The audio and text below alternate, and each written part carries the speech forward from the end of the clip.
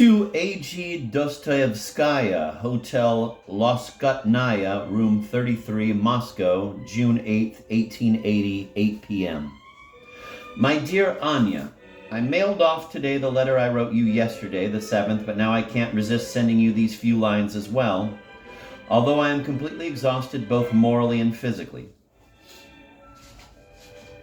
So it is quite possible that you'll receive this letter at the same time as the other. This morning I read my speech at the meeting of the Friends of Russian Literature. The auditorium was packed. No, Anya, you'll never be able to imagine, to conceive the effect that speech produced. My successes in Petersburg were nothing compared to this, just plain nothing. When I appeared on the stage, the auditorium thundered with applause, and for a very, very long time I wasn't given a chance to begin. I bowed and made signs, begging them to let me read, but to no avail. Elation, enthusiasm, all because of the Karamazovs.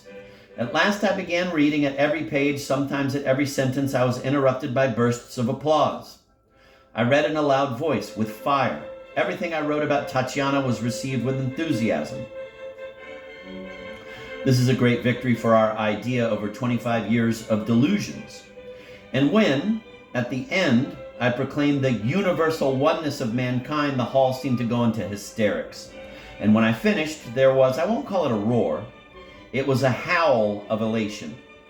People in the audience who had never met before wept, sobbed, embraced each other, and swore to become better, not to hate each other anymore, but to love one another. The order of the meeting was shattered. Everyone rushed up to me on the stage. Grand dames, girl students, state secretaries, male students, they all hugged and kissed me. All the members of our society who were on the stage hugged me, kissed me, and all of them, to a man, literally cried in their elation. They kept calling me back for half an hour, waving their handkerchiefs. Suddenly, to give you an idea of what went on, 2 old men I'd never seen before came up to me. Quote, "For 20 years we have been enemies, have never spoken to each other, but now we've embraced and made up. It is you who have reconciled us. You are saint. You're our prophet." End of quote. Prophet, prophet, people were shouting in the crowd.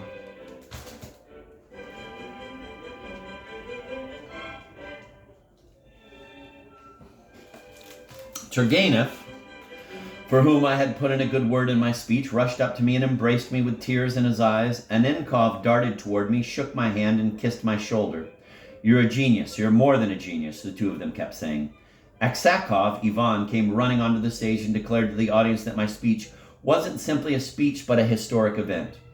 Clouds had been hanging over the horizon, but now the word of Dostoyevsky had scattered them and brightened everything like the rising sun. From now on, an era of brotherhood would reign, and there would be an end to strife. Yes, yes, they all shouted and again embraced each other and again shed tears. The meeting broke up. I hurried backstage, trying to escape, but they forced their way in behind me, all of them, especially the women. They kissed my hands. They wouldn't leave me alone. The students pushed forward. One of them, in tears, fell down on the floor in front of me in hysterics and lost consciousness. It was a complete, total victory. Yurev, the chairman, rang his bell and declared that the Society of Friends of Russian Literature had unanimously elected me as an honorary member. More screams and shouts. After almost an hour's interruption, the meeting was resumed. No one seemed to want to speak. Aksakov got up and declared that he was not going to read his speech because everything had been said and settled by the great words of our genius, Dostoyevsky. However, we all prevailed upon him to deliver his speech.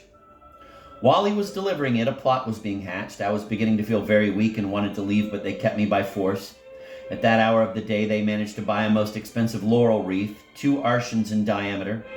And at the end of the session, a throng of women, more than 100 of them, stormed the stage and crowned me with the wreath in front of the whole audience. "This is for the Russian woman, of whom you said so many good things." Everyone wept, and again there was enthusiasm. Mayor Tretyakov thanked me in the name of the city of Moscow. "You will agree, Anya, that it was worthwhile staying here. These are the foundations of the future, the foundations of everything, even if I were to die.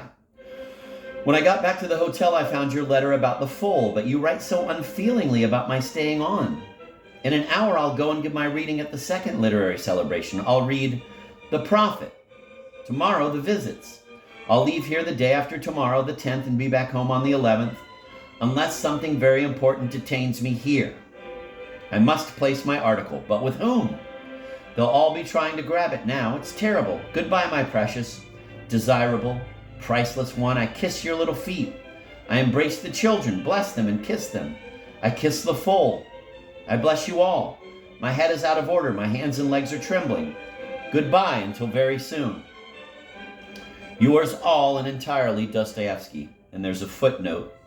The good word that Dostoyevsky had included in his speech about Turgenev was to make a favorable comparison between the portrayal of Tatiana, the heroine of Pushkin's Eugene Onegin, and that of Liza in Turgenev's Nest of Gentlefolk. Turgenev, in later comments, while admitting that Dostoyevsky's speech had been clever, brilliant, and cunningly calculated, and that he himself had fallen under its spell, nevertheless said that it was based entirely on false premises that flatter Russian vanity, and insisted that these gentlemen of the Slavophile party haven't swallowed us yet. End of quote. Shortly after Dostoyevsky delivered his speech, Kapkov sent him a telegram saying it was, quote, accepted enthusiastically, end of quote, for publication, and it appeared in the Moscow Gazette on June 13th.